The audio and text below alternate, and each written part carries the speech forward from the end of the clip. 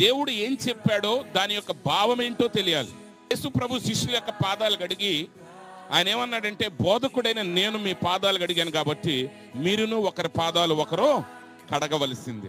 పాదాలు కడగటం యొక్క ఉద్దేశం ఏంటంటే తగ్గింపు రావటం, దీనత్వం రావటం. నువ్వు దీనత్వం రానప్పుడు ఇళ్ళు కడగటం వల్ల ప్రయోజనం ఏంటి? పాస్టర్ గారు అంటారు, మా సంఘంలో వేడి నీళ్లు పెట్టి లక్స్ సోపుతో పాదాలు కడుగుతాం అన్నాడు. ఇంకో పాస్టర్ గారు అన్నాడు, లక్స్ సోపుతో కడగటం ఏంటండి, కెమికల్స్ ఉంటాయి అందుట్లో.